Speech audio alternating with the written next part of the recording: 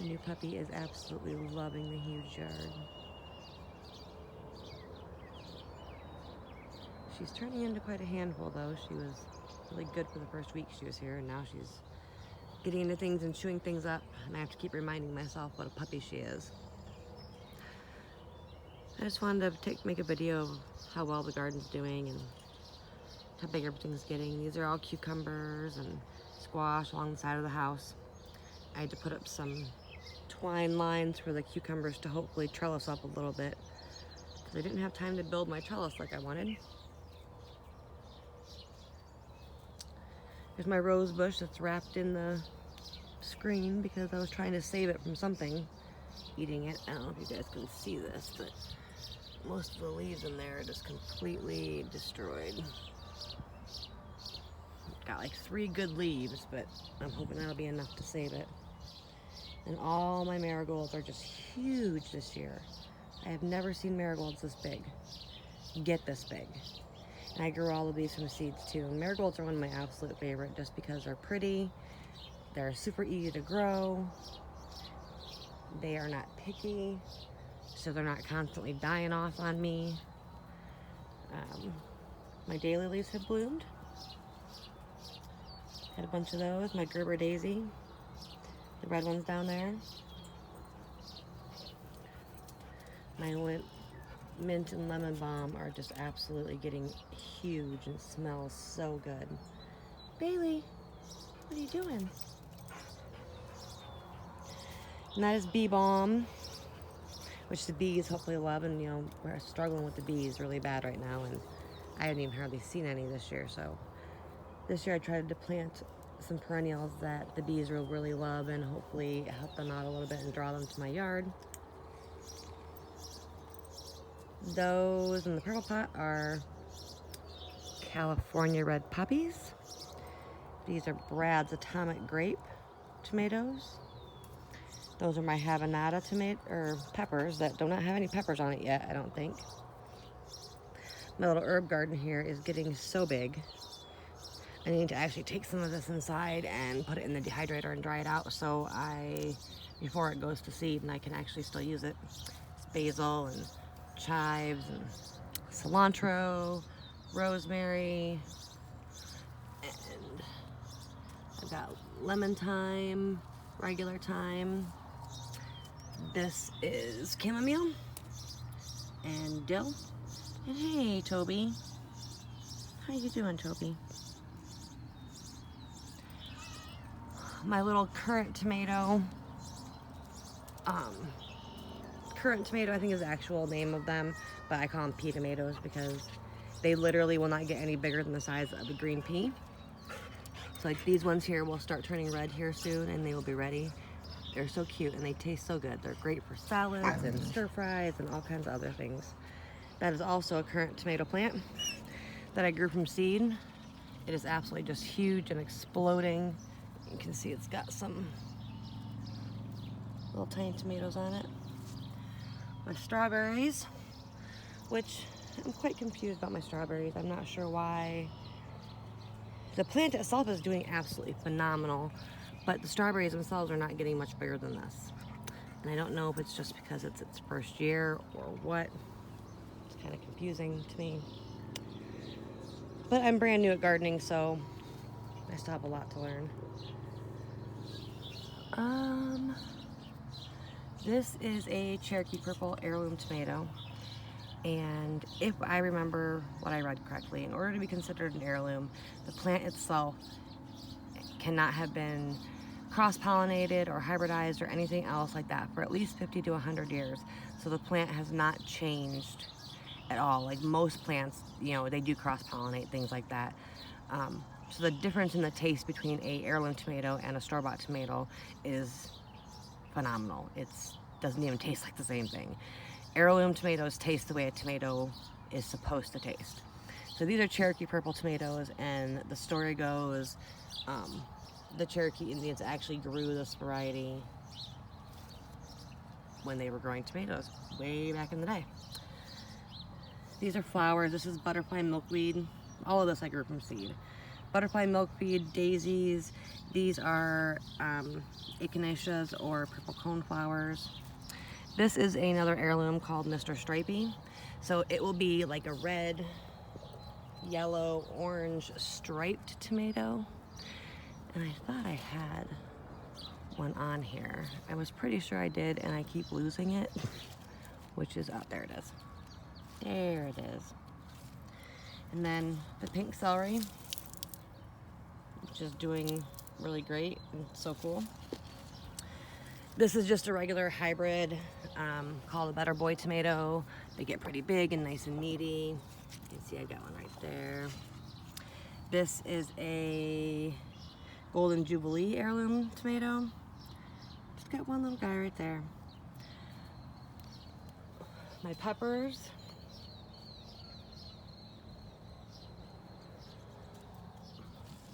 Got some little banana peppers coming in right there. This is another one of those pea tomatoes that is just completely bushing out and getting huge. Here's some peppers, bell peppers. These ones all look like they're gonna be purple. This is called a carnival pepper. It's supposed to be like purple, green, red, orange. These so far all look to be purple, which is absolutely fine. I hope I get some other colors just because I think they're cool and it makes dishes look pretty.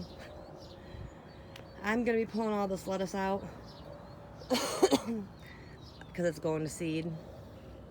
And I did plant some squash and cucumbers in this box. I don't know how it's gonna do in the box, but we're gonna see.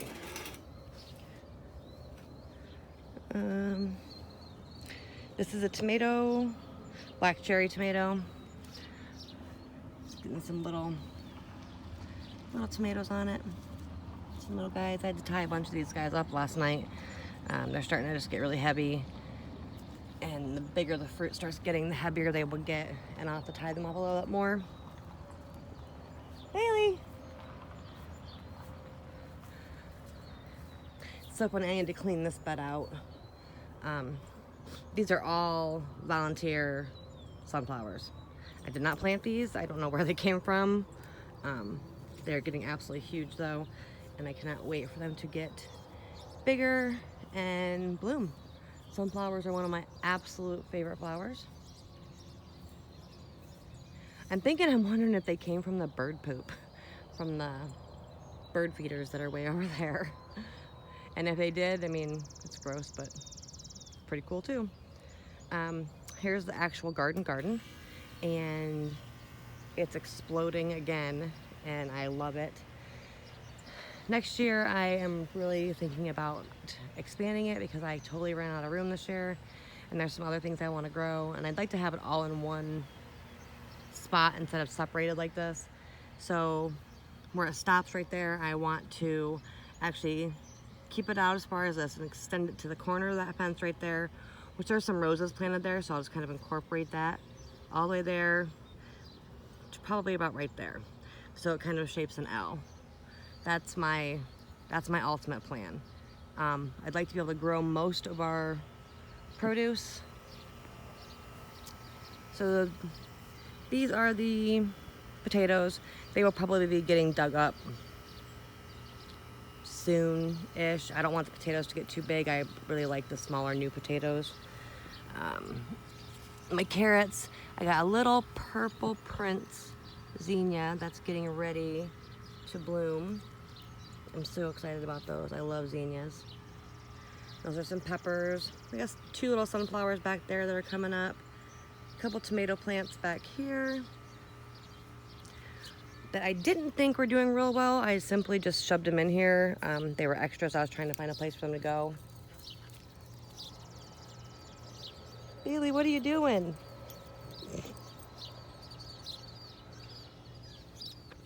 Figured I would just shove them in here and see how they did. I wasn't too concerned about them. I didn't stake them. I didn't trim them. I didn't prune them. I didn't anything, which you really should. But these were just extra, and I just didn't want to. I couldn't bring myself to throw them away. But yesterday when I was out here collecting beans, this guy surprised me with a nice big tomato down there. And I'm kind of regretting just shoving them in here the way I did now, because I don't even remember what kind they are. So I guess I'll have to wait until they get big. This one does getting some flowers on it, so I should get some good tomatoes off it. My beans are absolutely going crazy. I've had like 3 huge dinners with them, and I still have a whole bowl that I'm gonna blanch and freeze, and they're still just pumping them out, which is awesome. I actually wish I would have been able to plant some more beans so I had more to freeze, which I probably will next year. Like, here's some more little beans that I left to get just a little bit bigger. Pretty much anywhere you look, you pull some of these aside, and I pretty much picked it clean yesterday, except for some of the ones that I left to get bigger. They're just, yeah, let me see. They're just beans. Beans, beans, beans everywhere. My peas are growing up the teepee, and I wish I would have planted more of those too. I planted them very close together, just in a little teepee. I wasn't sure how they would do or even how we would like them, and we're really, really liking them. So I really wish I would have planted more, but it's a little late for this year, so next year I definitely will. I still have not pulled this cabbage out. I don't know why. It's a cold weather crop, and it should have headed by now, and it hasn't. I don't know if I'm just waiting to see if it eventually will. I'm not really sure what exactly it is I'm waiting for. I can't bring myself to pull it out yet. I really should. I guess I keep waiting to see if it's gonna do something. Here's some more beans all up in here. Like I said, I really wish I would have planted some more beans. Thanks to Jessica from Roots and Refuge Farm, I have been pruning my tomato plants. I think I need to come in here and prune a couple of these some more. I would have never even known I needed to prune my tomato plants if it had not been for her. And gosh, I've learned so much from her about gardening, and she's been my complete and total inspiration to give it a go and have confidence in myself. And it's been great, because I didn't really have the confidence to do all of this before. I know some of these tomatoes, or some of these plants I've got. There's a big tomato. And these I actually did prune, and I did stake up, and I'm glad I did, because they're doing really well. But again, these were extras, because I really thought the only ones that I would have would be the ones up there on the patio in the bags. Bailey! So I did not label any of these, so I don't know what any of them are. Lessons learned. Now, when I watch Roots and Refuge Farms on YouTube, their okra plants are huge, absolutely huge. And these are my okra plants. They're really small, they're kind of struggling, but this guy here has one okra.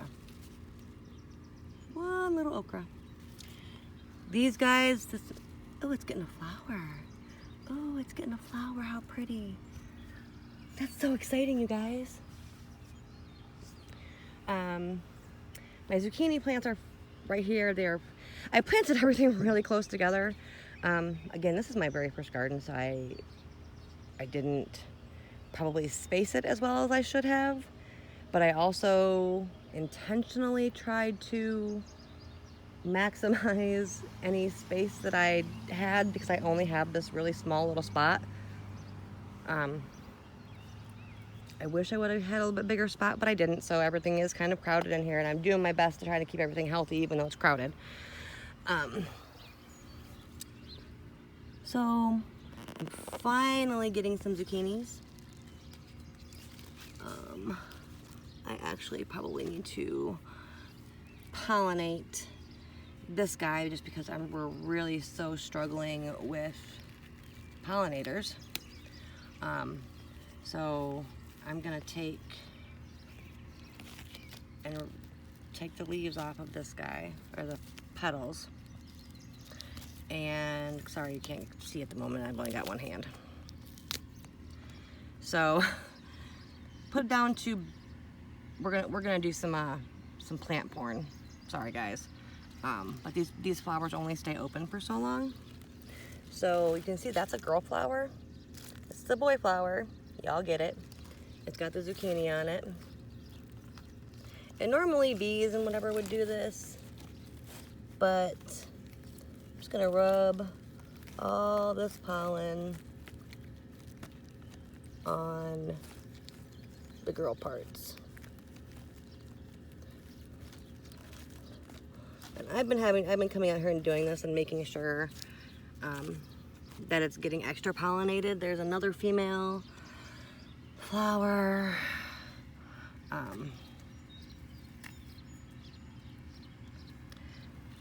I'm hoping that there's bees and whatever out here doing it as well. I just am not seeing any.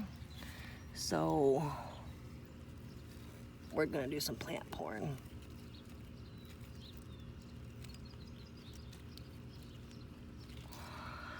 I hope I'm doing that right.